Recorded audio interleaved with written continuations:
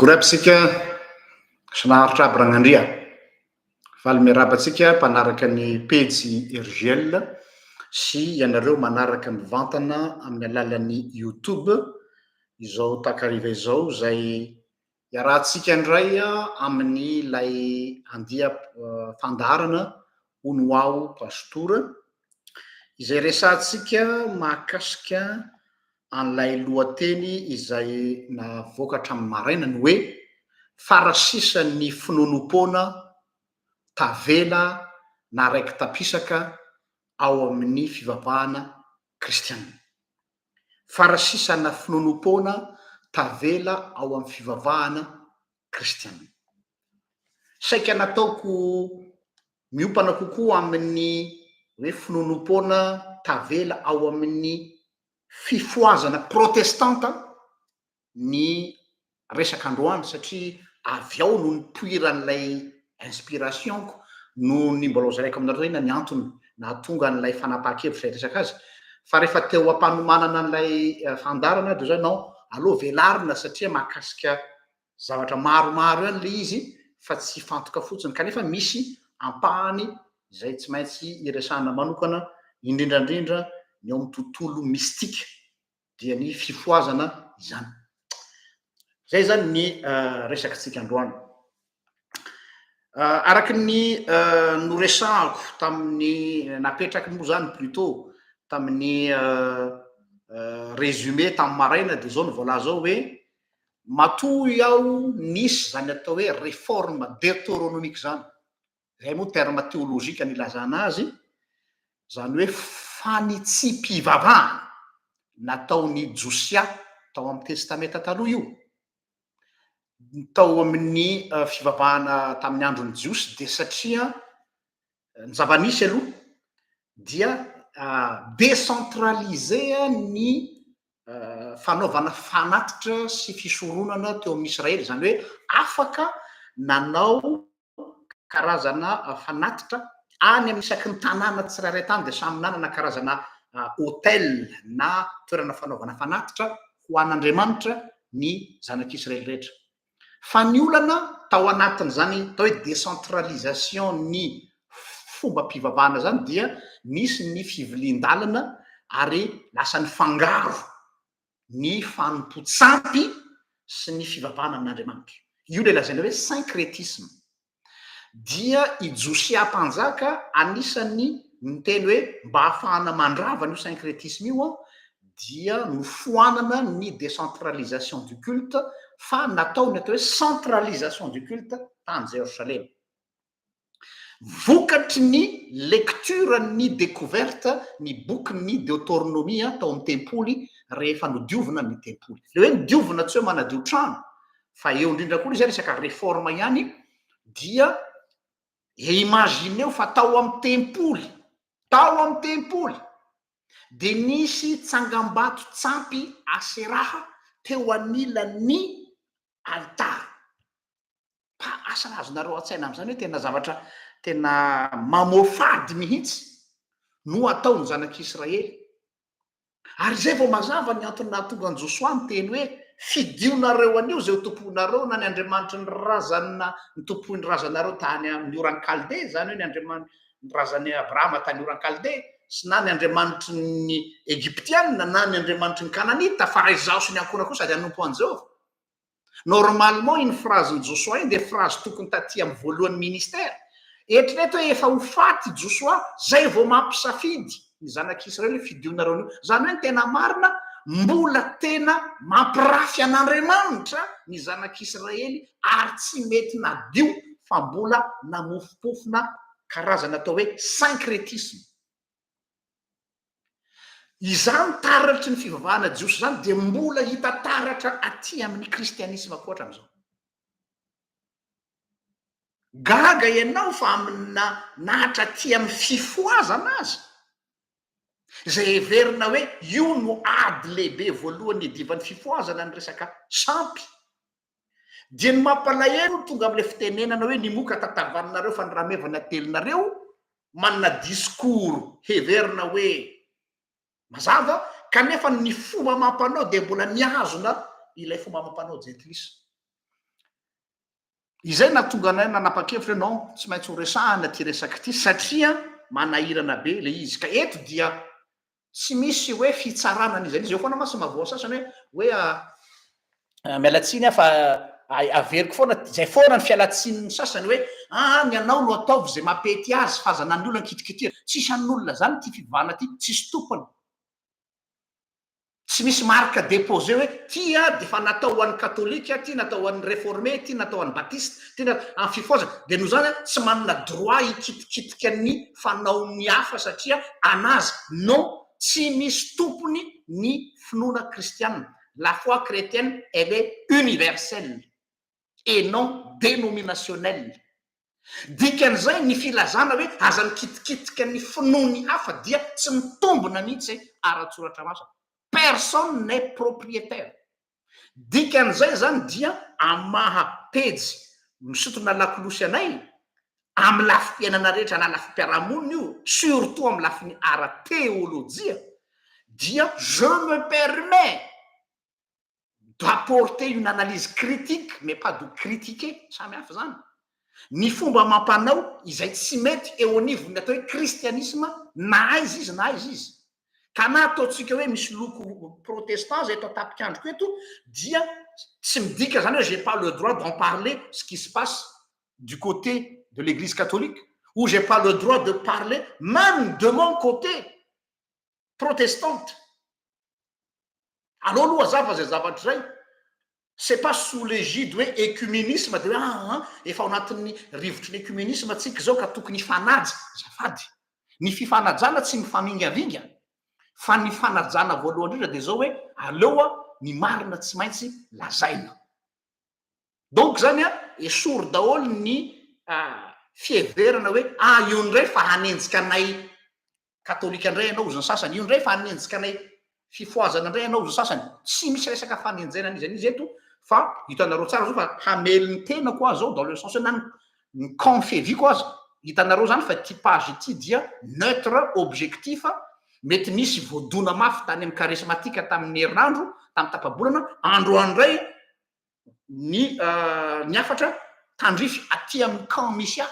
Donc mazava be zany zao fa ny RGL dia tsy manana compte à rendre qui que ce soit na koa hoe fitaovana d'inquisition avy amina dénomination anankiray pour attaquer une autre dénomination. Tsy hany mihitsy. Zay mantsy ny fomba familian'olona resaka rehefa tsy te hiditra ao anatin'le débat de fond izy fa débat de forme sy resaka le respect entre guillemets de non-agression. Non, j'ai pas signé un accord de non-agression mutuelle. Donc ny azy zany basy aty fitiavana ny tsy zakanareo le izy sanatrehan'izany dia efa ilako tsy ny sahady fa tsy mitady approbation na hiala tsy ho mpanaraka amin'ny page tsony aza ny sasany aorinan'izao dia tsisy olana mihitsy. Donc ny mahapejy manana vocation na pitily anay na hoe sentinelle zany hoe mijery lavitra ary tsy mijery arina tava amampisitona lakolosy ny pejy zany amin'ny lafiny zavatra rehetra dia manana andraikitra hanao zao fisotomana lakolosy zao zay noho ny fahitana derive na fiviliana zay mbola atsika ahitana na matsikaritra sy farasisana fahajentylisana resaka finoana ny resako eto fa tsy resaka etika mba tsy ilazako hoe syncrétisme mihitsy le syncrétisme zany mila fatatsika manomboka zao de ny hoe fampifangarona finoana tsy afaka miaraka io le inany io resan'ny kristy amin'ny beliala ao a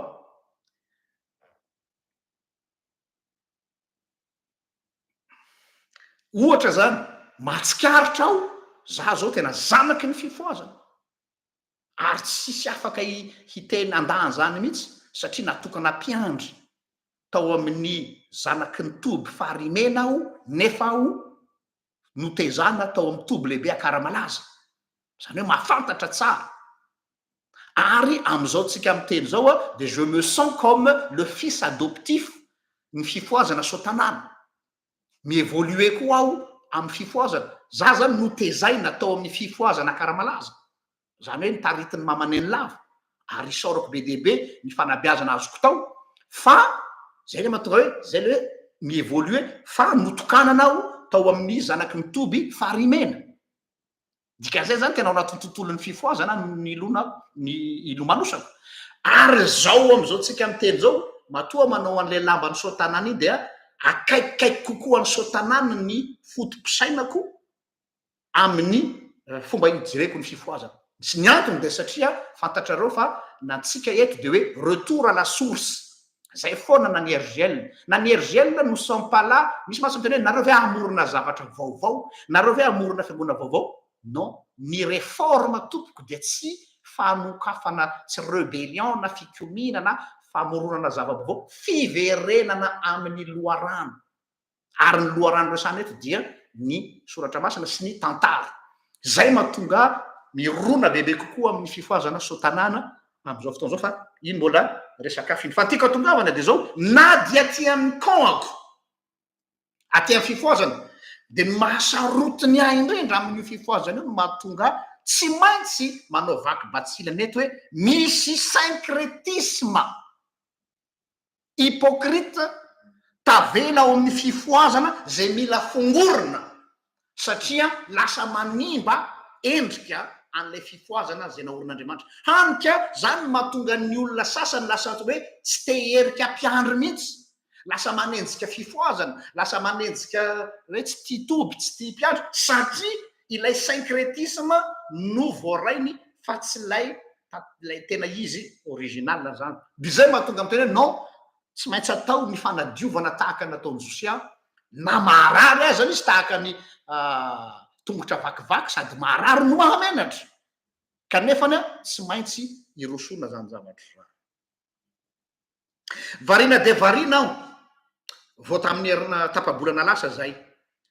ary vanaka de vanaka sy nalahelo de nalahelo fatratra nahita publication ataoko mahitsy fa tsy anonana anaran'ilay olona publication nataona teolojiana anankiray izay milaza azy ho zanaky ny fifoazana ary ao anatin'ny fiangonan-dehibe sarotiny am'izany tena ataotsika hoe plus qu'orthodoxe dans le sens hoe orthodoxe zany mantsy hoe mahitsy hoe sarotiny nefany a ilay publication zay nataony io milaza azy io a de miteniteny foana mbola veriko foana fa tsy ny titre no mahamarina ny zavatra zay lazaina fa ny contenu no enoina mamerina foana ho an'ny mpanaraka ny pejy aza ny titre an'le olona no ataonareo assurance na garantie fa enoy zay lazainy zay ianareo vo mitelona na tsy fa tsy hoe ka satria izy ane zanaky ny fifoazana very akaramalaza e donc valable dolo zay lazainy bavana non satria izy ane pastora na docteur en théologie na olombe toteny eto ambany sy ny firenena amin'ny lafiny fivana de zay lazainy zany tonga dia potable non jamais de la vie tsy zany ny fomba fiprocédevantsika fa ny contenu ny zavatra lazainy ka zao ny zavatra lazainy io namana teolojiana io zay nampitsangam-bolo hoe jesosy io protestante ve zany olona miteny zany sa miverina any amin'ny moyen âge de zao ny zavatra lazainy nametra-panontaniana izy hoe fa aiza ozy izy nalehan'ny fanamina ny akanjony mamany ny lava ho azay tsy malala dia tamin'ny taona 326 i mamany ny lava dia natao faneho-panokanana misy faneho-panokanana nanehoana ny nanokanany Jesosy azy entre guillemets ho mpisorona ho an'ny Madagasikara ny modébat be tamin'izay fotoana zay satria sur le plan théologique misy fotoana anga mbola misy any mpisorona zany le izy sens symbolique et théologique ny sens ny faneho-panokanana ny lava ho mpisorona fa tsy fisoronana araky ny levitika fa tsy an'olo débat fa faneho-panokanana fa tsy fanokanana samy hafa zany zavatra fa ny fanokanana any mama de efa natao mitokana fa ino ny fanehoana azy ho an'ny olona de hoe nakaiza ozy izy le reny akanjo reny fa tsy fantatro no mahatonga azy nametra-panontaniana hoe very ve nisy naka ve nisy nivarotra ve tsy fantatro fa zay ny filazany azy nakaiza ozy izy le satry-boninahitra le ampanaovana azy ho an'zay tsy mahalala de misy arsuivany zany any misy sary manao le akanjo ohatra ny akanjona mpisorona de misy satry-boninahitra dia ozy izy hoe matono Madagasikara ozy ty teolojiana ty mikorosofahana ohatry zao mikorotana toy zao dia noho ny fanaovantsika tsinitsinina an'io fanaminy mama ny lava io ka dia izao no vokany ny firenena no mibaby izany taitra aho namaky an'le publication tena ny fehitena mihitsy aho tsy amoratra tsy amaly an'ilay olona teony eo io moa ndraindray zay ny problème antony Facebook to réactionnaire de te amaly fa tena je me suis vraiment lutté contre moi-même pour ne pas répondre du tac au tac fa zao non tsy maintsy anaovako fandarana ty satria choquant be le izy choquant be le izy satria le raisonnement mihitsy no mahavarina de eto mitodika amitsika zanaky ny fifoazana averiko indray zao rangahy manoloana anareo miteny an'izao zaza ny tezana atao fifoazana ary sary-piaro amin'ny fifoazana so masy misy hitendra hoe ka nareo olona anti fifoazana tsy mitombony zany mialatsiny raha hiteny antiteny ty satria Paul apôstôly voatery nanao an'izao fomba argumentation zao Paul rehefa nenjehany olona de hoe satria izy tsy tena apôstôly satria izy tena zao de Paul voatery namoaka karatra hoe za ozy Paul raha ohatra ka ny maharaby any tianareo dia ity ny CV-ako ny CV-ako ozy izy za dia teo ambany sokany Gamalel donc manana fahalalana any amin'ny lalàna tsy azonareo enjenany am'izay navoaka koa ny carte d'identité ny maha romain azy za koa citoyen romain ce qui veut dire qui dit citoyen romain malala ny atao hoe pax romana ina le pax romana la loi romaine donc il connaît la loi et l'administration la loi administrative la preuve nisy fotoana izy nangataka hoe za tsy azo tsaraina eto fa tsaraina any Roma satria fantany lalàna c'est un homme qui connaît la loi navoakany koa ny carte d'identité anankiray fatelo ny am'le hoe izy jiosy avy amin'ny taranaky ny jaosijosy zao voatery izy nanao zay argumentation satria misy olona zany hoe zay tsy haino zavatra lazay satria ianao tsy tena izy ianao zao de voatery koa hiteny eto mety isy anapidraby io tsy mahalala zay zavatra lazainy fa tsy fantany amin'ny fifoazana fa zay ny tompony azafady raha fifoazana rasanareo tena tompony zahay ary tompony ara-drazana sy tompony ara-pampianarana tao anatiny mihitsy zany donc tsy aty mihitsy no ilazanareo hoe aza milaza zavatra tsy fantatra au contraire aza misy ireo milaza azy ho mahafantatra ny fifoazana taty aoriana nefany voazaza taty afara raha zay ka mba filazana azy de miteniteny foana de mamorona lalàna mamorona tantara ohatran'izao anganom-bavy antitra izao donc zahay zany sarotony mihitsy ny am'le patrimoine ny fifoazana tena izy fa tsy le fifoazana amboarinareo ho anganom-bavy antitra hampitahoranareo olona hataonareo manipulation sain'ny olona mba azahoanareo ny volan'ny olona mba azahoanareo ny fon'ny olona de mamorona tantara ianareo ny am'ireo ray aman-dren'ny toby reo de hanika lasa zavatra hafa voarain'ny olona non aleo averina amin'ny tokony ho izy ny raha fa tsy atao an'izay ka ny raisonnement mihitsy no mahavarina de tehiteny izy hoe nataonareo aiza reo fanaminareo fa na inona na inona ny zavatra misy izy de tokony tsy fantatry hoe manao sous-entendu izy inona manao règlement de compte ianao vous devez déjà tsy any amin'ny Facebook ianao miteny an'izany fa tokony mametra-panontaniana any amin'ny tonga n'le fitenenina hoe laver vos linge sale entre vous zany fa za sasao ny lamba malotonareo saminareo fa tsy ary amin'ny Facebook ianao milaza an'izany kanefany ao ambadik'le izy koa ianao mamoaka an'le resaka satria te ampitahotra ny olona eo foana le izy le fivavahana hoentina ampitahorana itya tsy ekena mihitsy amy toutes les formes natao fampiororona ny olona le izy fa raha ataotsika hoe mitombona zany zavatra lazainy olona io supposons fa le zavatra lazainy aloha de zavatra manahirana de izao hoe na inona zavatra nisy tany ambadika tany nataon'ireo olona zay mikarakara an'izany zavatra zany sy ny fanamelohana zay ataon'ny olona io de mbola andeha am'le fotom-pisainana mbola andeha amin'ny fotom-pisainana izay na i Jeremia aza efa nanakina ve izany zavatra zany ve tsika hoe ao Jeremia toko faha 1 andininy faha 7 ka hatramin'ny faha 7 ity lay passage mbola hiverina am'izany fisainana zany ve tsika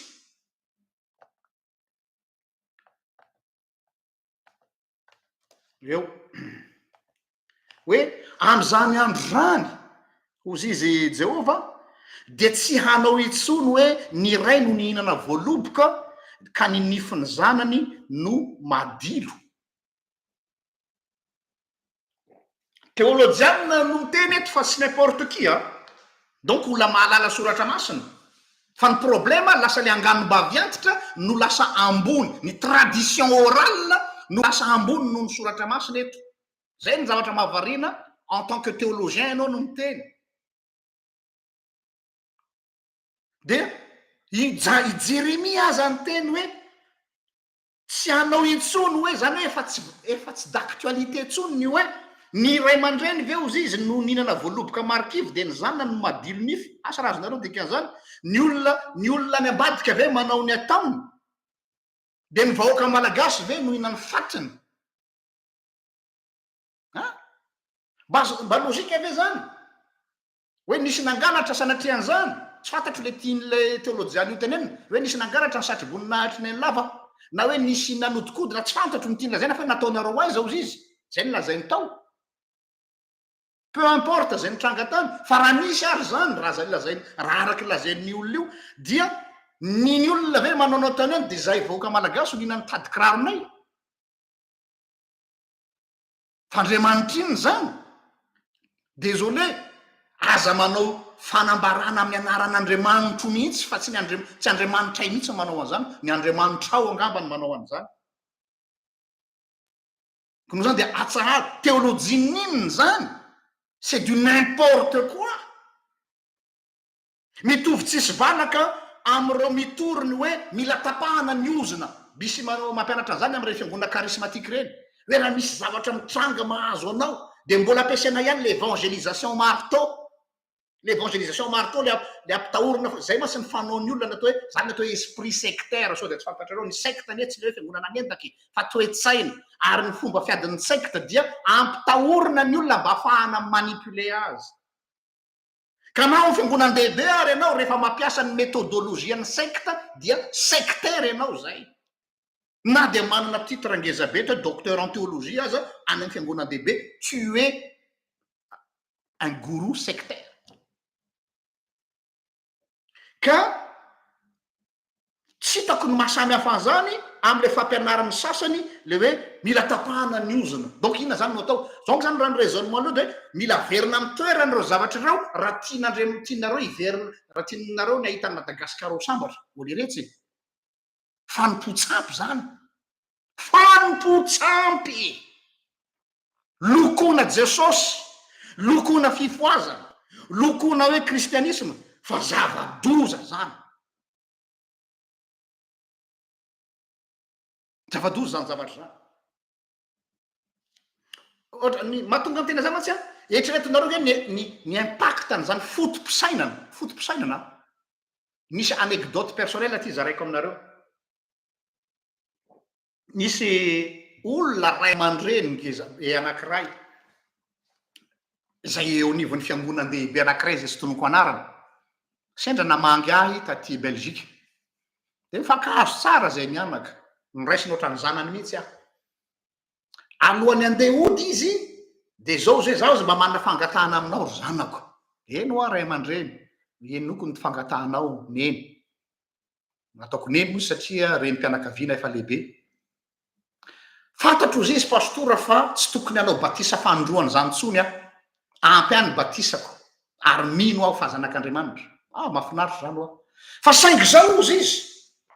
zaho izy andeha ho any Jerosalema atsoatsy any Israel dia mba iriko ozy izy mba hataonao batisa fandroany aho amin'ny alalan'ny ranony Jordan hitondra rano aho ozy izy hitanareo le eau de Jourdan le on'ny Jourdan iny hoentiny amin'ny tavoangy zany de rehefa tonga aty aho izy de mba ataonao batisa fandroany fa mba mahafinaritra le atao batisa fandroany am'le ranony Jourdan saiky nienjera teo ampiresahana le ramatoa hoe c'est pas possible hoe olony tezana atao amin'ny fifoazana nandritra ny amapolo taona zay efa neveriko hoe fa tena matotra tsara amin'ny fampianarana fifoazana no manao zany demande zany amiko hoe mba atao batisa fandroany de ho za hoe mama mba azonao an-tsainareo aza ny fanontaniana fangatahanao azy eny fantatro fa choquenao izy fantatro fa tafitony anao izy fa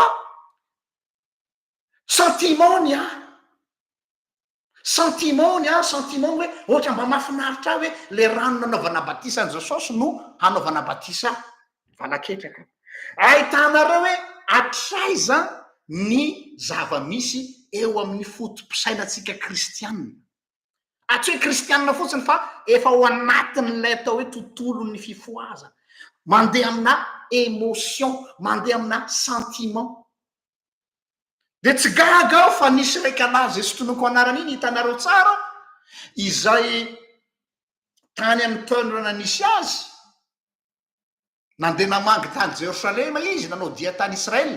de izy koa nanao batisa ny tenany tsy haiko tsony na fanoteniny sa fanondroany sa fantsaiko de nilomany tao amin'ony Jordan hoe manao batisa ny tenako aho satria tena atao amin'ony Jordan nanaovana batisa zany zavatra zany no zavatra mampalahelo le hoe arirarira veriverezina amina zavatra debile tahaka zany ny afanapony kristianina indraindray ka zany na tonga am'teny hoe non y a un problème de fond mais un problème de fond any amin'ny olona fa tsy resaka fahadiso-kevitra kely fotsiny zany io publication nataona teolojianina ray io ahitantsika taratra ny atao hoe superstition religieuse ny finonom-poana mbola raiky tapisaka ao anatin'ny fivavahana kristiana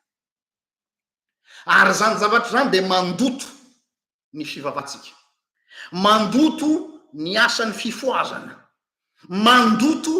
ny toby izay nipoiran'ny fifoazana ka ho iaho hoe non manjary arin'ny olona amin'ny lasa arin'ny olona miaraka amin'ny rano maloto nanasana azy ny zaza fa aleo tsy maintsy miteny satria lasa manevahana andreo tsy tia ka zarany azy misy manatitra sakafo ambony plateau ho kepokepoana tsara marina zao zay miteny zao fa ao anatin' zany sehatra zany ao mihitsy no andeha anohitra aloha zavako resaka io fifoazana fa tena fiarovako azy mahasarotiny ahy sy mba anadiovana azy am'izay toe-tsaina syncrétika izay mamily ny fahasalaman'ny fampianarana salama no ilaina fa tsy fampianarana mamparary ary zavatra toy zao misy mahatonga ny olona ho lasa mpanenjika ny fivavahana sy ny asan'ny fifoazana ho iaho hoe taratry ny finonom-pona mbola miafina any ambadibadika any sy miraikitra any ambadibadika any zao zavatra zao ka tsy azo avela fotsiny fa tsy maintsy potsery anome ohatra aloha de raha zavatra concret tsika ohatra misy ohatra amin'ny fomba firesaky rehefa miresaka ny mpiandry hoe notokanana izy a mety ataotsika efa nitokanana efa taona maro 20 taona 30 taona dia miantitra ny akanjo mpiandry zay nanokanana azy de rovotra de fa ratsy be dia voatery izy manjaitra akanjo mpiandro vaovao de misy tsy fantatry tsony tsy fampianarana zany fa zany le atao hoe lovatsofina misirikle hoe tsy maintsy verenana tokanana on'le akanjo satria le akanjo nanokanana anao a efa simba de misy manontany ety amiko hoe ahoana pastera mila verenina tokanana ony za mila verenina tokanana ony le akanjo plutôt fa le akanjo nanokanana ony a efa simba ka tsy maintsy tokanana indray le akanjo zany anisan'ny finonom-pona misy ato zany de iteny anao tsy grave zany c'est grave ohatra ko faharoa ampisotrona rano ivavahana le rano hamasinina tsy ayay zany a dia lazainy hoe sotroy am'izay ty fa efa no amasiniko na amy télévision anao zany de asainy makarano amin'ny kopy de izy mivavaka amin'ny alalan'ny télé dia amasinino de ataovy amin'ny écran tananao de iny rano iny aveo sotrona efa nisy fifoazana tsy fantapahatra oatra zany iny andehanan'ny olona vita amin'ny fitaompivavahana de teo mpiravana nomena rano le olona eo mpiravana de mbo andoha vola arivo ariary ara tam'izay fotoana zay fa hoe ty rano ty hoe efa novavahan'ny mpanompon'andriamanitra ranona ao tafiditra ao anatin'izany koa ny fandehanana eto sika zao fandehanana mamonjy toby zay tokony ho atao mihitsy ny famonjena tompoko dia mitovy tsisy valaka amin'ny atao hoe retraite spirituelle izay ny famonjena dika le makany amin'ny toby hoe misitaka inao amin'ny toerana anankiray izay tsy misy manelingelina tsy misy manakotabanao pendant une semaine 4 jours 2 jours peu importe fa mitokana mihitsy anao mba ahatonga anao ifantoka am'ilay fivavahana tsisy mandrebireby retraite spirituelle famonjena or be debe no mivoy eo amin'ny fifoazana misy atsika fa hoe une fois vao manitsaka ny toby anao une fois vao manitsaka an'ireny toby masina reny ony a dia tsy maintsy andray fahasoavana asa raha azonareo zany zavatra zany hoe vao manitsaka an'le toby fotsiny ony a de mirotsaka ny fitahin'andriamanitra mirotsaka ny fahasoavan'andriamanitra zany hoe misy toetsaina manao pèlerinage areo navarina protestant ve lasa manao pèlerinage de anatin'le pèlerinage une fois ianao manitsaka an'le toerana dia mandray fitahina ony na tsy mitombona ara sainao na tsy menao le fampianarana anao fa manitsaka le toerana fotsiny ao misy koa milaza azy ho fiangonam-pifoazana église de réveil hono izay mampiasa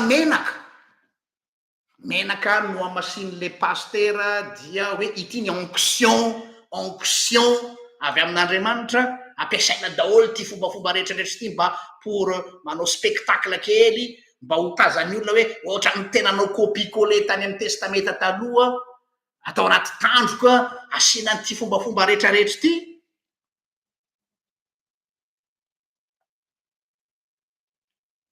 ao no mampiasa mosoara mazika fa manasitrana ao no mampiasa rano ao ny manotra ohatra ny lazain'le namaneto ty sy ny sisa marobe tsy tambo izay de hoy aho hoe lasa saiko ay ve ho asika protestanta eto zany mitodika manokana ty amin'ny asiko mafy ny tenako ny protestanta ay ve sika protestanta ireto ka mbola manana relike my filazany zany na fétichisme dissimulé miafina ao ambadikina lokoina fifoazana fa fétichiste zany manampitrotraka ihany koa ny resaky ireo mpitantara reo lova tsofina be de be zay tsy haintsony ny marina sy ny tsy marina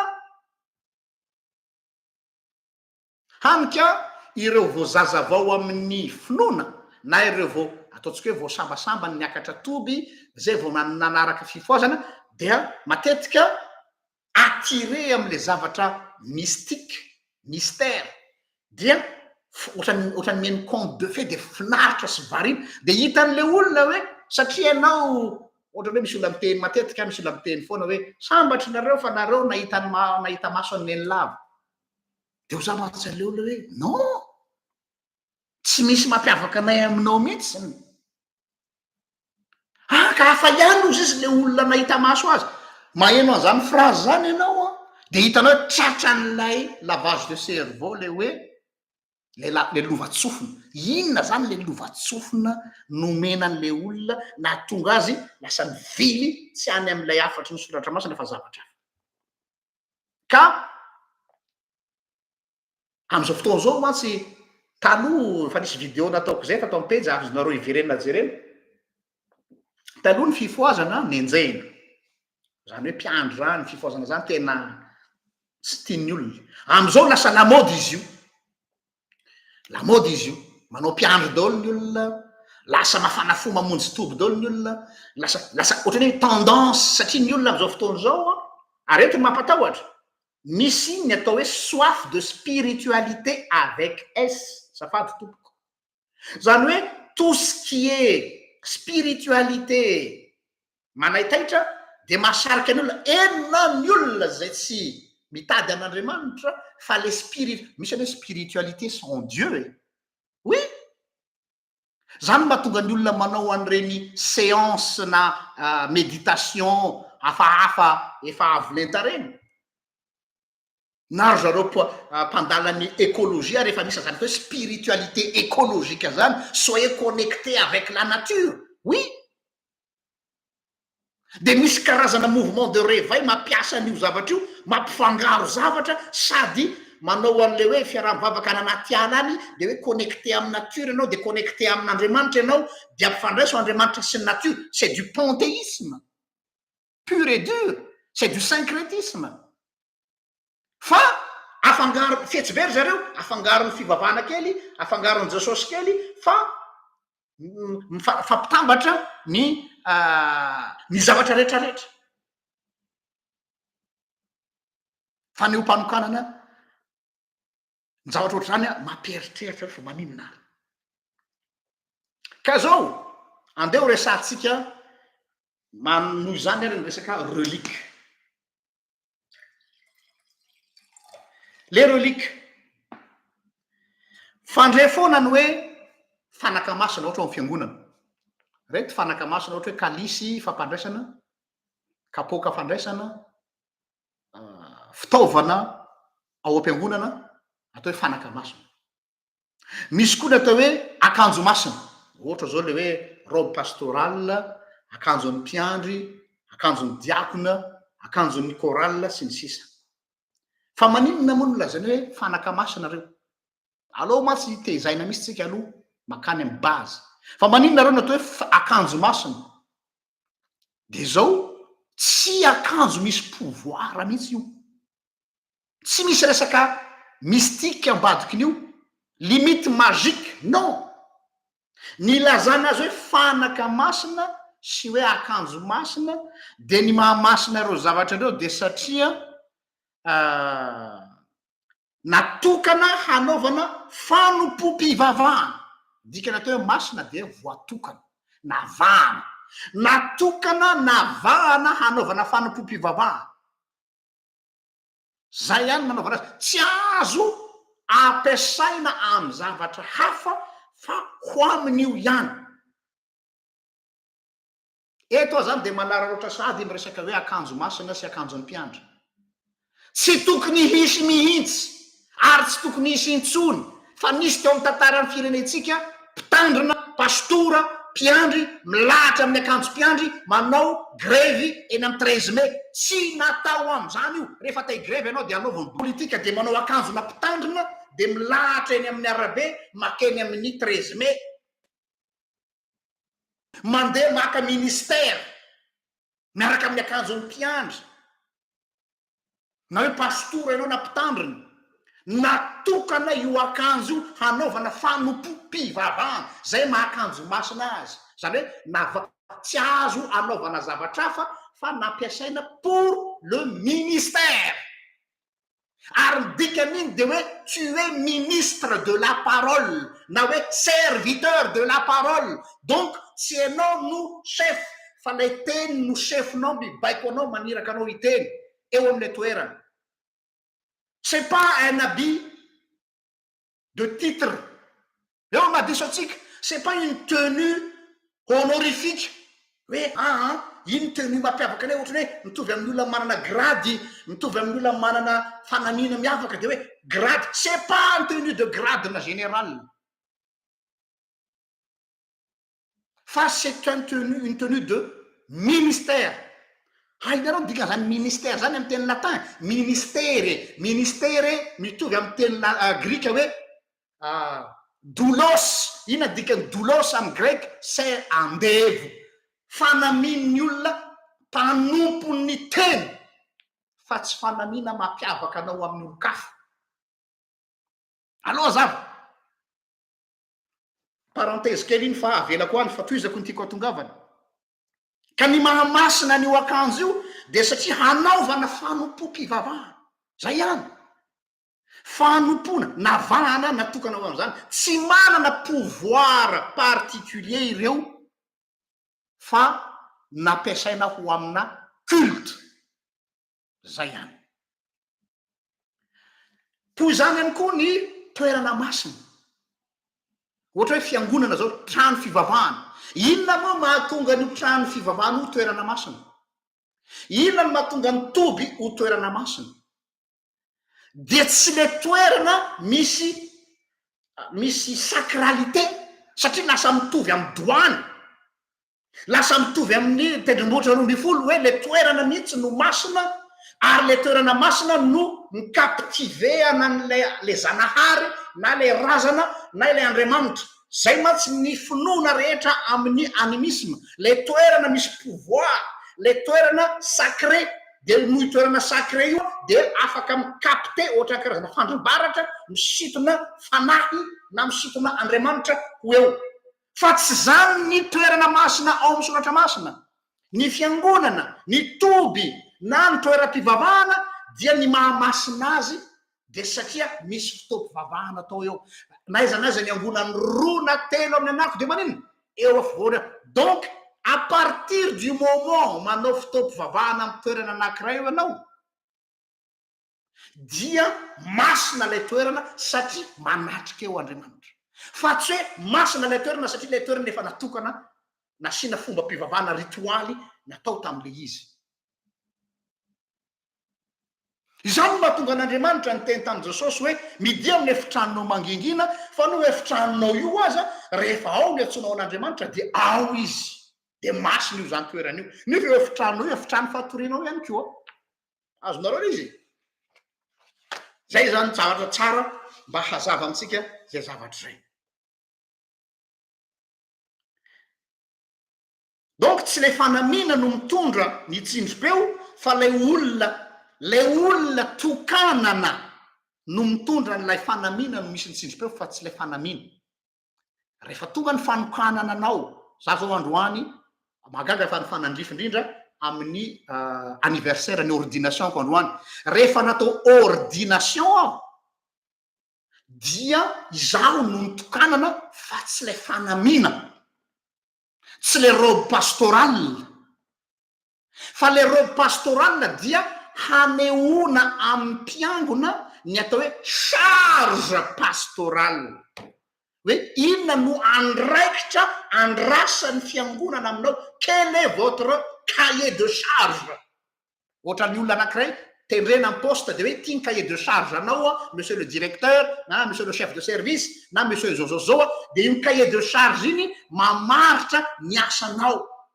Ka rehefa atao ordination ny pastora anankiray na atao consécration ny mpitandrina anankiray na tokanana ny mpiandry, de iny fanomezana azy ilay fanamina masina iny de manambara hoe ity ny charge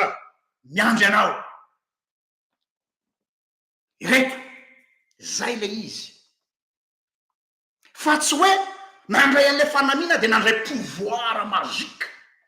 hoe tandremo akanjo masina ty akanjoko ty zany hoe nitokanana niaraka ty akanjo ty i pasteur ranona sy ranona nanoko ana misy fahefana. Tsy misy fahefana ao, fa au contraire nanomboka ny andro nanaovanao n'iny robe pastorale iny, nanomboka ny andro nanaovanao n'iny robe na dekone iny, nanomboka ny andro nanaovanao ny robe na mpiandry iny. Tu es devenu un doulos, tu es devenu un esclave, tu es devenu un ministre, tu es devenu un serviteur, mais pas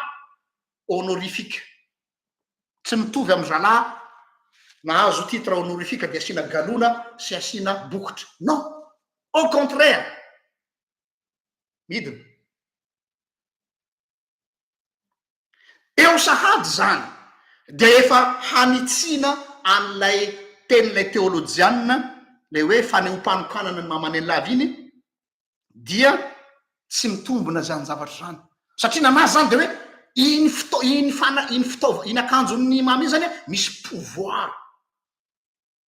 Donc raha vao kitiany iny dia metsika le pouvoir. Kina ny mampiavaka an'izany amin'ny Harry Potter, ina mampiavaka an'izany amin'ny Harry Potter? C'est de la sorcellerie.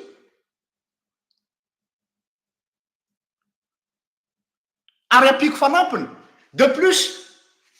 tsy nanao iny fanamina iny foana izy fa tamin'ny fotoana iny ihany de nipetraka iny rehefa nanao ny asany izy. Hafatra mampitaina amin'izy hoe izao charge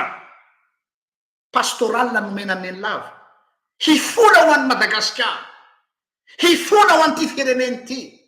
hiady varitra ho an'ny Madagasikara eo anatrehan'Andriamanitra,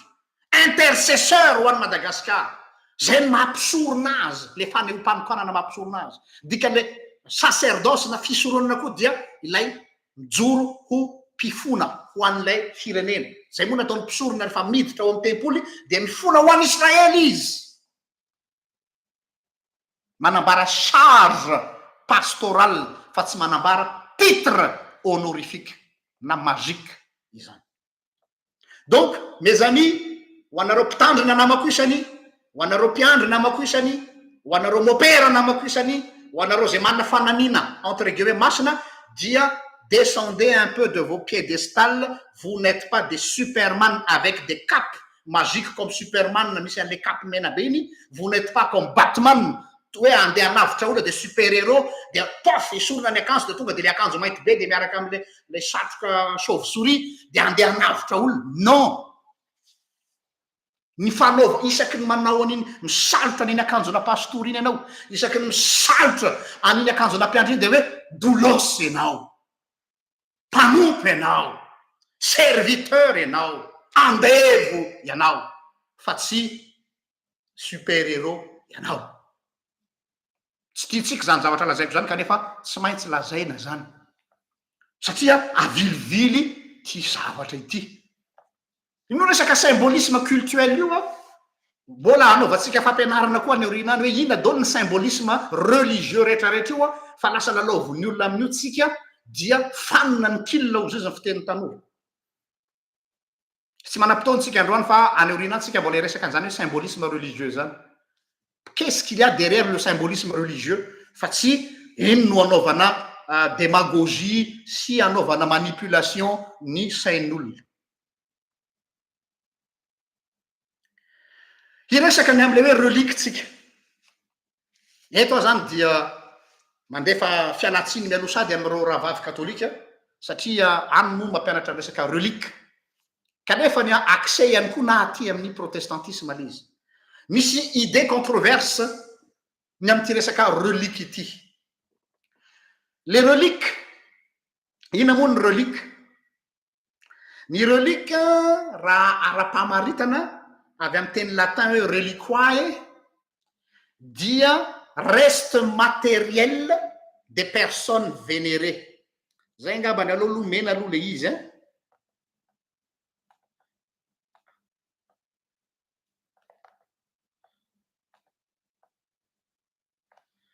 reste matériel des personnes vénérées par définition étymologique relique égale reliquae na reste matériel des personnes vénérées zany hoe sisany zavatra nampiasain'le olona de maty le olona de le zavatra le fitaovana ampiasaina ohatra ny akanjony na ny mosoarany na ny taolabaliny tavela na ny singambolony anankiray na ny le couronne jesosy teo amin'ny fijaliana le couronne tsilo iny ony a misy mitahiry relique dia iny zany le reste matériel le olona vénérena dia ny eno ny explication ny rehetrarehetra satria tsy ao anatin'ny domaine ny tena le izy dia olona manana ny notoriété ho nivon'ny fiangonana raha vavy io no ny teny hoe tsy idôlatria io izy tsy fanompotsampy fa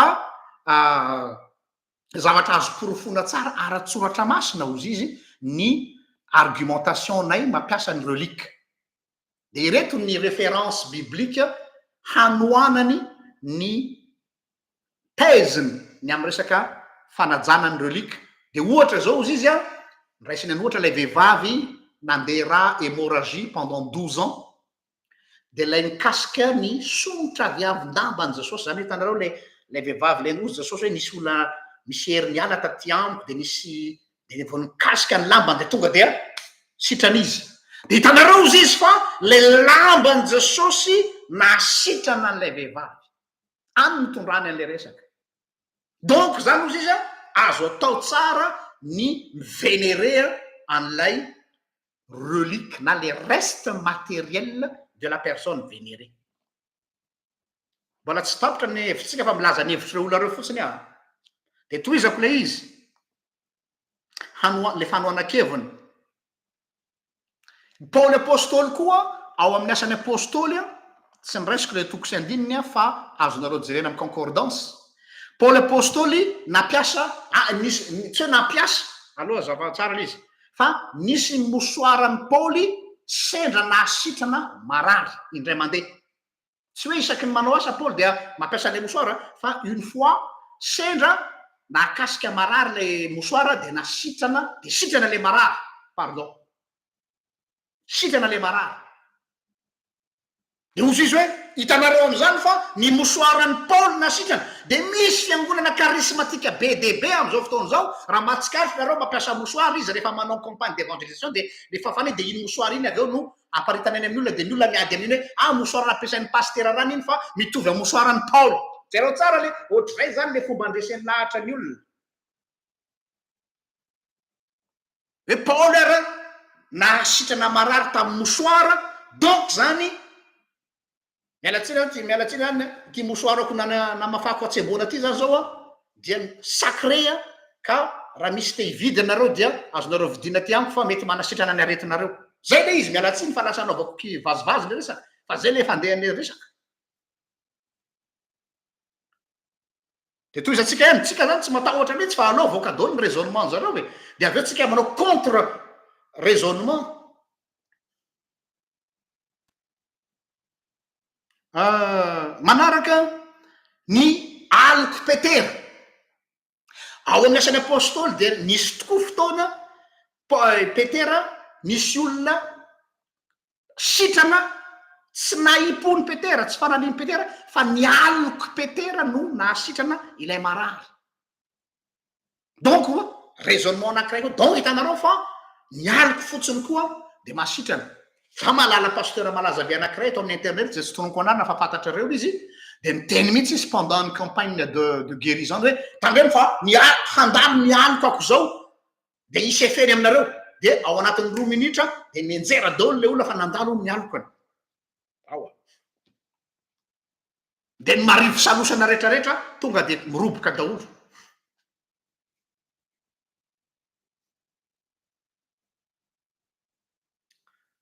ary ity ny tena ngezabe indrindra tiany zalahy misy mampiasa an'ity exemple aty de tsika tsy memotra misy fa omena daholo zany ny argument zareo ny taolambali ny Elisa-mpaminany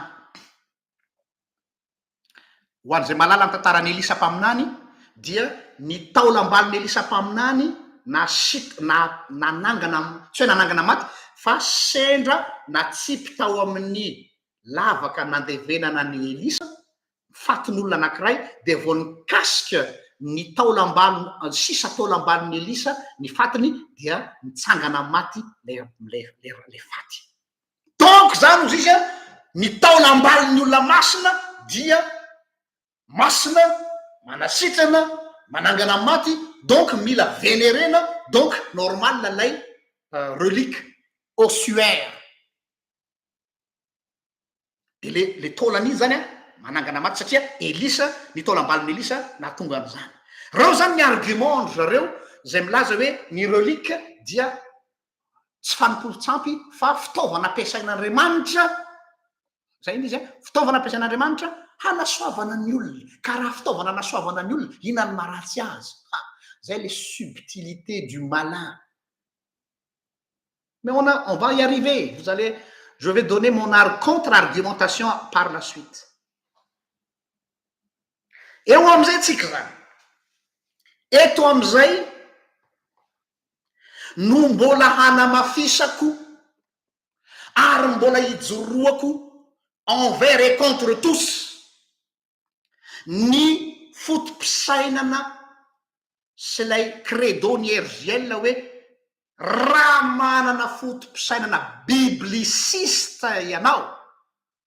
izay heveriny sasany fa izany ono natao hoe fidèle et collé au texte biblique dia rava ianareo tsy misy iananareo fa matanjaka zany argument tonony zany raha toetsaina bibliciste ina natao hoe bibliciste satria voasoratra ao amin'ny soratra masina dia marina ka tsy maintsy alaina tahaka manao copie-coller zany hoe satria nisy an'ity dia tokony anao an'iny koa tsika zany toetsain'ny bibliciste fa samihafa ny bibliciste sy ny bibliste tompoko lasy tompoko vavy zaho dia contre 1000% bibliciste le olona littéraliste le olona collé à la lettre de texte satria la parole de Dieu n'est pas le texte biblique ataoko horetany horendanitra na faly anao na tsy faly anao nareo bibliciste rehetra la parole de Dieu n'est pas le texte biblique la parole de Dieu c'est le texte du texte biblique je répète la parole de Dieu n'est pas le texte biblique satria raha le texte biblique et la parole de Dieu de tsy misy azo toerina io argumentation zareo manaiky ny relique io satria biblika izy inona no teneninareo anoerana an'io raha toetsaina bibliciste no itondranareo ny approche inona mety ezaka anamboamboatra ka zao ny contexte non ny bibliciste coincé amin'io dia lasa manao interprétation forcée efa avy eo ialana ami satria tsy à l'aise fa izahay na tianareo na sy tianareo bibliste dia nous sommes pas emprisonnés dans la lettre mais quelle est la parole de Dieu la parole de Dieu dia c'est le texte du texte et non le texte averiko hantelo la parole de Dieu n'est pas le texte mais le texte du texte biblique ilay hafatra ao ambadiky ny texte no tenin'Andriamanitra fa tsy lay soratra no tenin'Andriamanitra tsy mihala amin'io mihitsy tsika ary eto no manamafy an'izany de anome ohatra anankiray anareo tangible misy lehilahy anankiray efa nataoko ohatra teto amin'ny pejy ty tantara nisy ty nisy lehilahy anankiray ate tena nandany ny fisian'Andriamanitra izy manohitra hoe tsy tenin'andriamanitra io baiboly io mitovy am'ireny namatsika mpanohitra reny c'est du n'importe quoi, c'est du n'importe quoi. Ok, un jour io ranga io a narary mafy niditra hôpitaly, de rehefa narary mafy niditra hôpitaly izy dia tanao moa rehefa ny hôpitaly anao rehefa le tsy ao anatin'le ora famangin'ny mpamangy marary dia misennué ianao, tsy hitanao zay atao fa mivadibadika etsy vadibadika eroa, de te hamono andro izy dia te hamaky boky, de le hôpitaly misy azy a hôpitaly tsy boky fa baiboly no sendra teo, le baiboly zarana fotsiny reny. Dia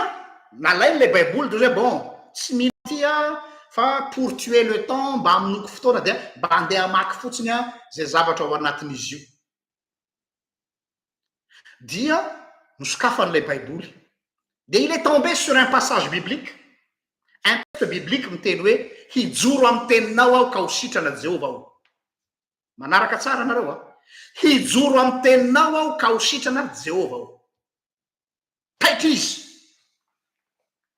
izy nefa tsy mino ny zavatra lazain'io texte io fa ozy hoe soratr'olombelona io. Ao a, manaraka tsara sika. De ozy izy hoe bon raha misy zany Andriamanitra zany, raha misy ianao zao Andriamanitra zao ka marina ny zavatra lazainato de amarina any korabaky teny ozy izy tsisy mpitory teny fa izy ihany a nakaton'ilay baiboly nalatsany tamin'ny tany de nitsangana teo ampandriny izy de nitsahan'ilay baiboly de nitsahana ilay baiboly de rehefa nitsahana ilay baiboly sitrana miaraka amin'ny vava teo no eo lay marary. Maheno tsara, sitrana miaraka amin'ny vava lay marary. Fanontaniana apetrako aminareo mpanaraka ny pejy hojereko eto ny atao hoe maturité scripturaire ananatsika, ny fahamatorana ara-tsoratra masina sy fahamatorana ara-pinoana ananany mpanaraka pejy. Inona no nahasitrana an'io marary io?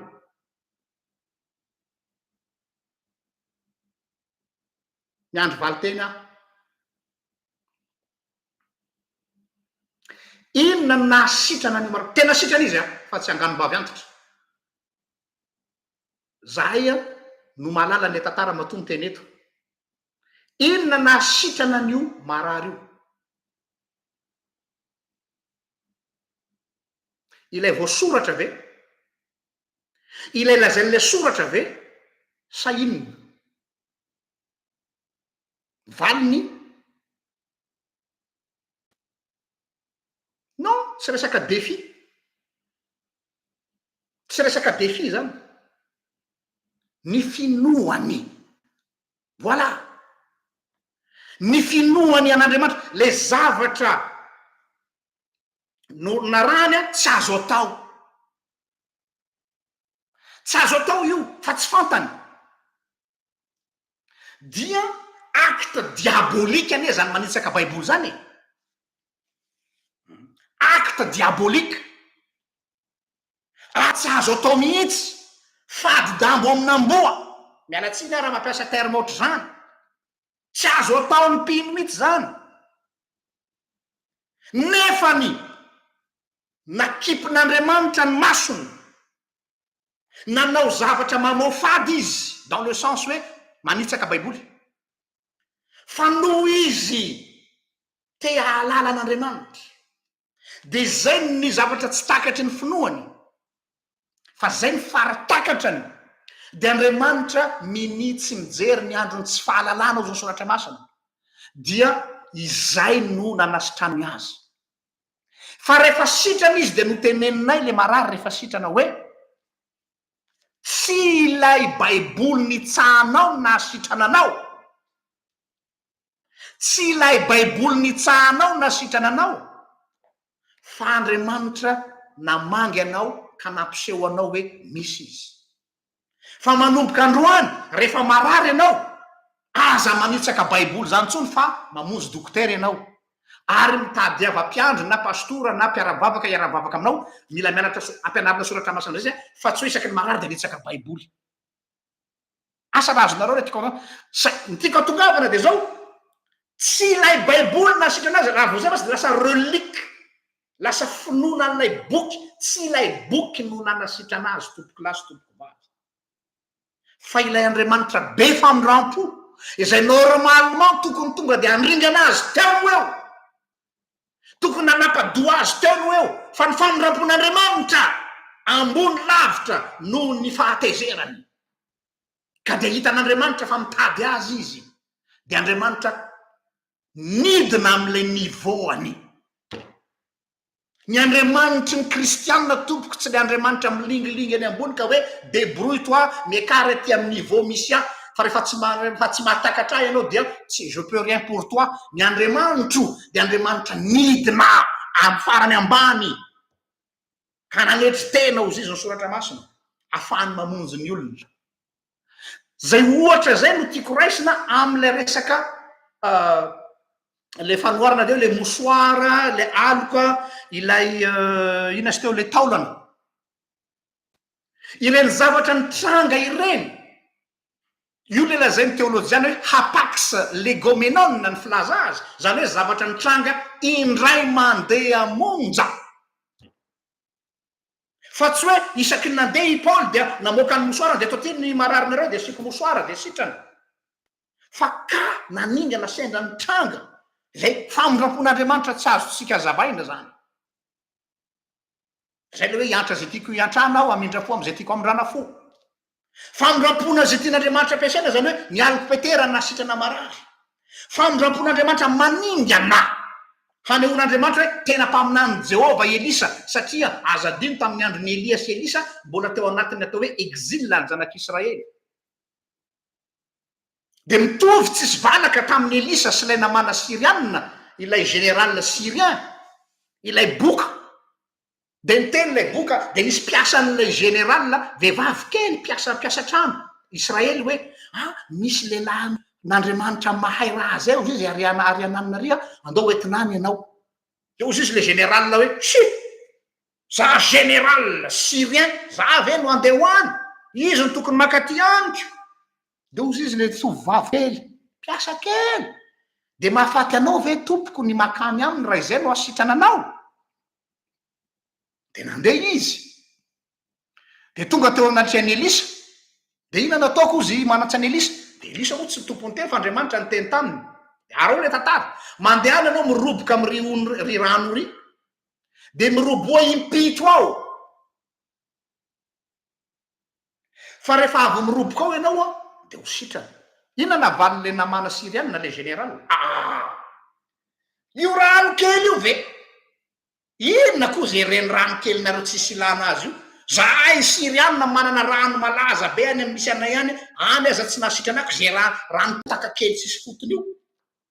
kereo le tsy le rano nanasitrana fa le éducation n'Andriamanitra ambadiky le izy satria izy mieritreritra azy ho général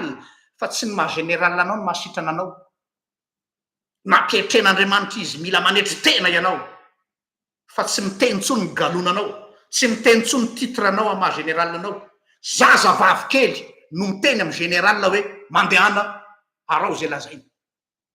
mafy ane zany fitezan'Andriamanitra zany zazavavy kely no manome ordre ana général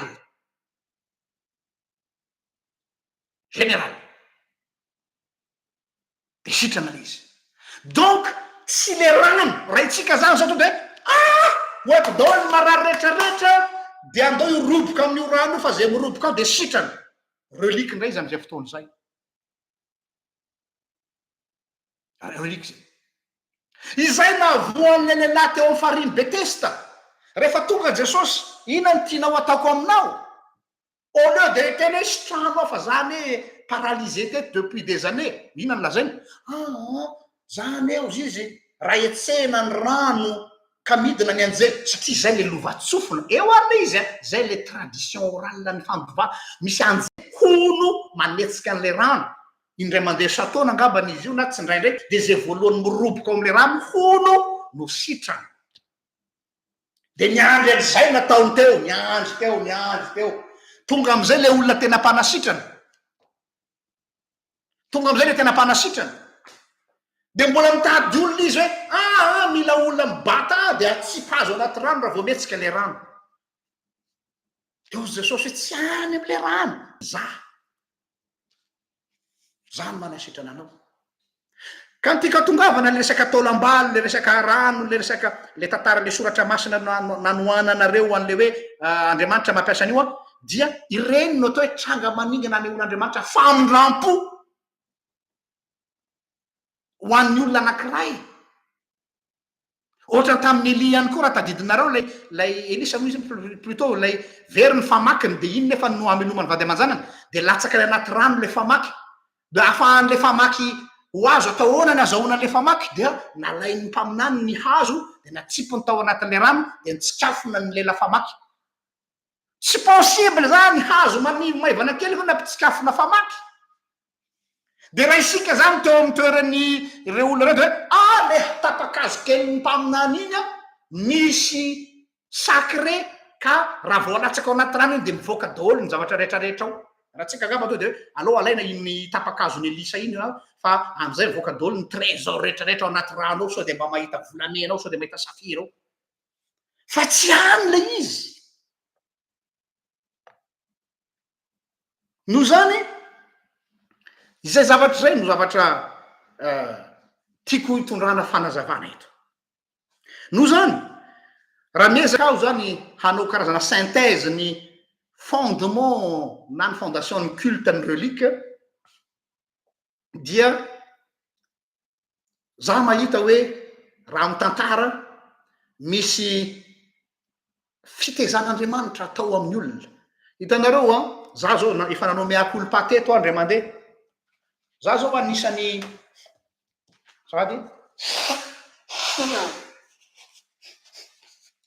nanenjika ny fivavahana orthodoxe taloha ary fonako aminareo raha lasany abavy amin'ny orthodoxe nohony tsy fahalalana. On peut se tromper. Oui. Ny orthodoxe mampiasa le atao hoe icône. Icône sary tsy hosodoko fa sary spécial ataony zareo asa tanana izy io dia asa tanana sary masina reny ohatra sarin'ny Jesosy, sarin'ny Jesosy ny mpianatra sy ny sisa sy ny sisa. Dia avy eo iny entre guillemets misy rituel ataony zareo fanamasinana an'le izy. Dia zay non, c'est de l'idolâtrie ou fa indray andro tamin'ny fankalazana semaine de l'unité tafaresaka tamina prêtre orthodoxe anankiray dia tena tsy nisalasala en tant que namako izy tena mba hazava ho amiko ty zavatra ty fa manelingelina ty zavatra ty satria tao anatin'ny fotoanany écuménisme le izy. Dia nanazava le prêtre orthodoxe io hoe lay icône ozy izy dia support fa tsy mivavaka amin'io zahay. Support hita maso tanao zao anao rehefa misy formation tanareo taotsika dia mampiasa vidéoprojecteur, mampiasa powerpoint, mampiasa slide. Dia iny slide alefanao amin'ny écran iny lay powerpoint iny no manampy ilay mpianatra na lay ny mpanatrika ny conférencenao mba hatadidy ny zavatra rehetra zay lazainao nandritra ny ray andro. Lava be ny zavatra lazainao tao tsy ho tadidin'ny olona mihitsy na dia mahay be ary ianao manao conférence fa iny powerpoint iny no support na mémoire visuelle manampy anao hahatadidy ny contenu an'ny fampianarana rehetra. Dia ohatr'izay koa izy izy ny icône aminay orthodoxe. Ny icône ozy izy dia fitaovana anankiray entina hanampiana ny mpino atao amin'ny orthodoxe hampiasana ny atao hoe asoratako eto le izy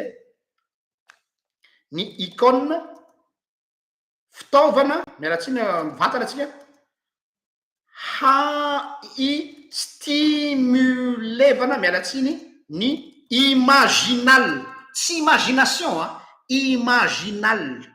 avao tsara. Fitaovana anankiray pour stimuler l'imaginal. Le imaginal io dia sary aty amin'ny subconscientsika. zany hoe tsika zany rehefa manao raisonnement anankiray rehefa miaino resak'olo anankiray dia miasa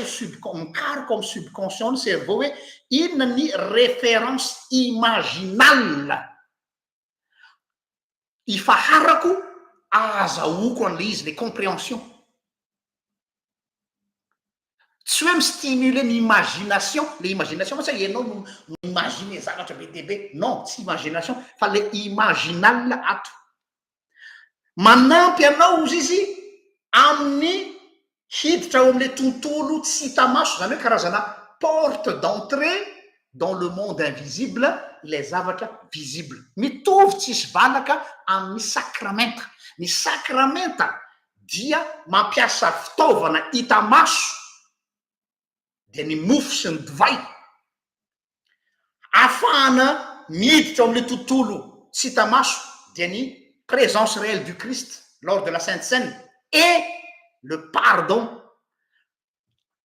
C'est pas le pain et le vin qui donnent le pardon et garantit la présence du Christ, mais c'est un support imaginal manampy ny mpino mba ahatonga azy hiditra ao am'le monde spirituel amin'ny fanatrehan'Andriamanitra azy eo amin'ny fanasana. Fa raha vao tsy avatsika tsara zay de lasa hanompo an'le mofo ianao de lasa hivavaka am'le mofo lasa hivavaka am'le divay satria iny zany a sacralisé eo le danger heveriny sasany fa misy pouvoir magique le mofo sy divay de lasa ex-opéra opérato e le ex-opéra opérato de hoe manan-kero azy ex-opéra opérato ex-opéra opérato zany hoe le mofo sy divay zany satria no hamasiny mopera na no hamasiny mpitanina sisy de tonga de manan-kero azy non fa ilay sacrement na ilay fitaovana ampiasainao iny dia manampy ny imaginalanao ny amin'ny hoe miditra ao anatin'le atao hoe monde invisible anao pendant an'ny pendant an'ny Sainte Seine ao a de ohatra zay koa zany ozy izy a io icône-io ay ve oa de teo an'ny fona tam'ilay nanao mea-culpa tam'ilay prêtre zay mifona tompoko fa de tena tonga de nanameloko anareo satria tena ohatrany fa misy aloha izy misy tena anteny problème anay ozy izy de zao misy olona ozy izy a izay mivaona atao aminay kay zany hoe tsy any aminay ihany fa amin'ny rehetrarehetra hoy ozy misy olona mivaona atao aminay le olona ultra conservateur na le olona ataotsika hoe extrémiste izay lasa lavitra be dia lasa manao culte de l'image mihitsy fa tsy any le izy ozy izy fa na zay kosa izy de manabe ny olonay ato amin'ny orthodoxe mba tsy handray an'izy ho zay noho zany verina am'le teniko teto hoe porte d'entrée manampy atsika miélever atsika spirituellement parlant voilà hein? C'est comme un stimulant spirituel ahafahatsika tsy hoe miaccéder fa mampiasa ny imaginal atsika am'le monde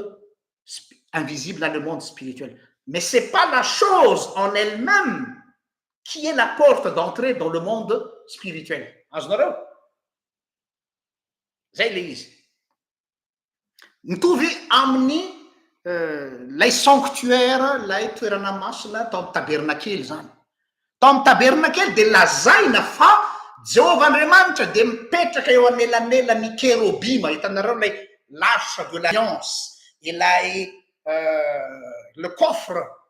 de l'alliance iny a de eo amboniny eo misy an'ilay anjely anankiroa sary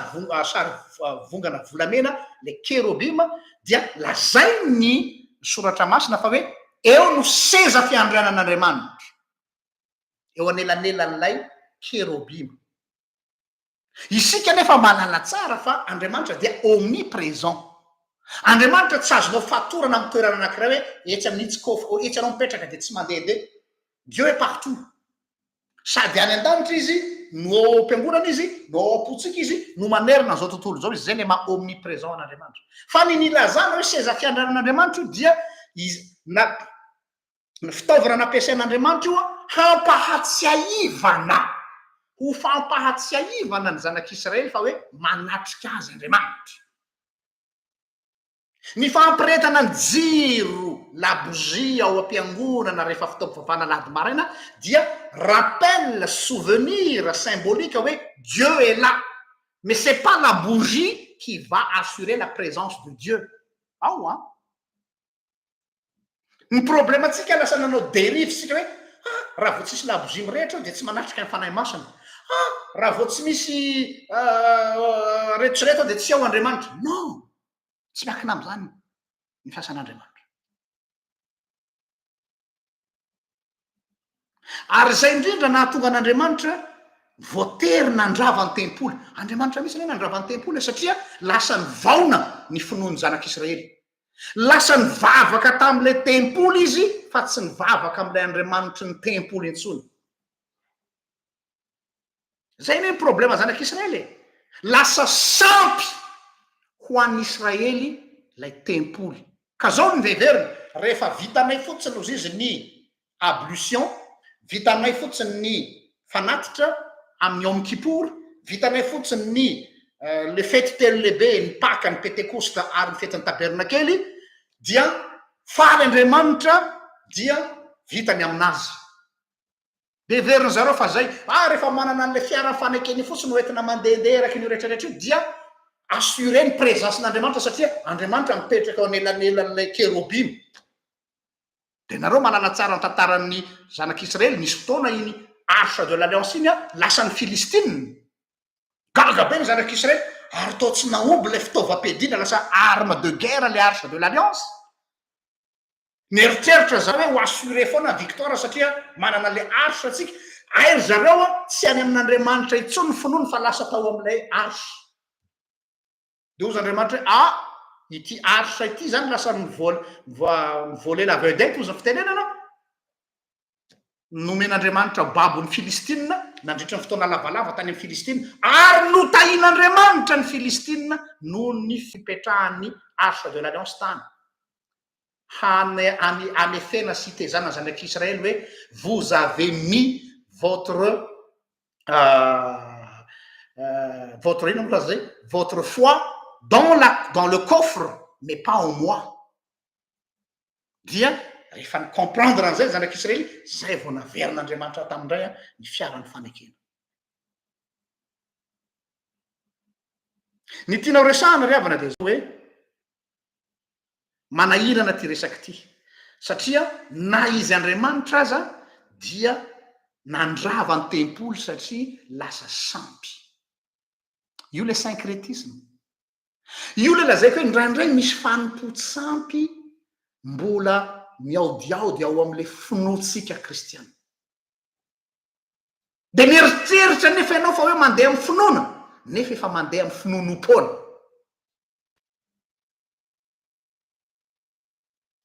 satria nahoana ny hevitra ambadiky le izy anie de zao hoe le croyance ny am'ireny fitaovana ireny dia ireny le satria ao anatin'ireny zany le hoe transfert de sacralité io ny problème angeza be ary io no toeritsika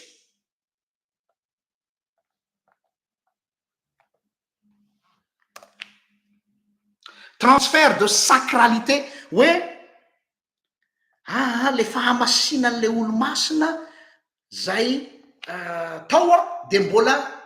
transféré am'le fitaovana nampiasainy zany hoe misy transfert am'le fahamasinan'le olo aony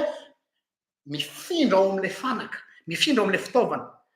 dia ohatrany hoe mialatsiny am'le terme hoe misy charge sacrale primitive ilay relique ohatrany hoe chargé na ohatrany hoe olona atanao hoe batterie chargé na reny de hoe chargé de sacralité no le olona entre guillemets masina mifindra tany am'le zany hoe le matériel le fitaovana ndray zany lasa vecteur icommuniquena am'le monde invisible any tena mahafampotsampy an'le raha hoe fitaovana afahana mifandray amin'ny tontolo ara-panahy zany hoe lasa vecteur communication du monde visible et le monde invisible. Ary eo ny problème satria tsy hitako ny mampiavaka an'izany amin'ny fanaony médium. Ho an'ny olona mpandehan'ny médium, mpanao azy tsindrin-javatra na mpanao atsarana azy ny soratra masina, de exactement zany le izy. Mampiasa fitaovana ny médium ifandraisana amin'ny monde paranormal, ifandraisana amin'ny esprit. De tanareo matetika ny olona le mamonjy médium mamonjy dadarabe de hoe mitondra ny sarin'le avanareo maty, mitondra ny sisasisana akanjony zareo any, misy charge sacral mifandray am'le olona iny zavatra iny, ka iny zany no mbola varavarana misokatra mampifandray ny any sy ny ety. Kina mampiavaka an'izany amin'ny magnétiseur. Ho an'ny olona mpandeha amin'ny magnétiseur zany hoe le sary alaina dia misy fombafomba atao am'le magnétisme, de misy fahefana ianao, zany ny fampiasan'ny dadarabe. Donc raha tena atao zany konty dangereux io zavatra io satria lasa ésotérisme, occultisme déguisé hoe croyance chrétienne. Io le syncrétisme tsy maintsy ravana. De misy cardinal anankiray ny teny ny anoko ny fanazavana, de izy le cardinal hoe les reliques ozy izy me rendre possible une présence de la personne morte. Faut maika nitsangam-bola. Les reliques rend possible la présence de la personne morte. Oh les retsy. C'est quoi ça? C'est de l'occultisme. Le Paul Adrien, le frère Paul Adrien, zany lehilahy zany tena influenceur matanjaka be am'izao fotoana zao YouTube, malaza be izy, dominicain, fantatro tsara, za manaraka azy. Manaraka azy dans le sens hoe jereko ny fampianarany. De ny teny koa ty Paul Adrien ty, frère Paul Adrien hoe c'est un morceau du paradis sur terre. Amin'ny alalan'le matériel sacralisé. Ka ny tiako atongavana de hoe zay nuance zay mila haitsika tsara ny manavaka azy, fa sao de lasa mitovy amin'ny olona manaraka relique ndray tsika, surtout mitodika antsika protestanta. Mahaiza tsara manomboka androany tsy misacraliser an'io fanaka masina io, na io akanjo pastoraly io, na akanjo mpiandro io, na koa ny zavatra hafa zay ampiasainao fiangonana io, fa efa hainareo zao ny manazava sy manavaka azy tsara. Ka marana koa azy de zao hoe aoka samy tandrina atsika, fa manify de manify. Kely dia kely ny elanelana ny frontière misy eo amin'ny finonom-poana sy ny finoanan'Andriamanitra. Ary eo no tsy sanatria hoe manao louange du mal, fa il faut faire attention. Le diable se trouve dans les détails aux zay ny vazaha. Le diable se cache dans les détails. Et non, mais tu dis, non, c'est rien du tout, pasteur. Non, tsy de olana zany, fa spiritualité zany. Izy mba manana ny fomba ny fotsiny ihany. Ah oui, jouer avec le feu. Fa tsy babanao akory ny dévolu io. Et c'est pour ça qu'on appelle le malin fetsiny dévolu. Afaka mi-exploiter zavatra, les croyances tsika matsy lalaovina any amin'ny resaka sentiment. Inona me aty andafy am'izao fotoana zao zany ny asanay mafy be aty, be de be ny olona mamonjy médium, be de be ny olona mamonjy an'ireny olona voyant reny, satria tratran'le atao hoe sentimentalisme, mbola te hifandray amin'ny dada sy mama zay, te hifandray am'le monde des morts zay, de milalao an'io, vadika zavatra hafa izy aty aoriana, zay vao miantso vonjy hoe ampio. Puisque le diable est malin, il va jouer avec vos sentiments. De anao hoe ka ity kosa ane lay ravi-damba kely atsarevako any dada sy mama, de ty no mba sasa misy mandainga mba anona fa tsy vavaka am'ty pasteur fa mba ampiasay kely fotsiny de rehefa mba matsaritsaro ny mama iny na matsaritsaro ny dada iny de eo de miresadresaka hoe de any zay anao dada, any zay anao ry mama, de zao ataovy tsara, de mitatra iny de farany dia ny afarany zavatra. Donc faites attention. Zay ngamba no afatry farany zaraina amitsika. Misaotra anareo mpanaraka ny pejy, nanaraka hatramin'ny farany. dia mirary soa antsika rehetra manome fotoana nareo indray a amin'ny fotoana manaraka indray samy ary tain'andriamanitra veloma tompoko.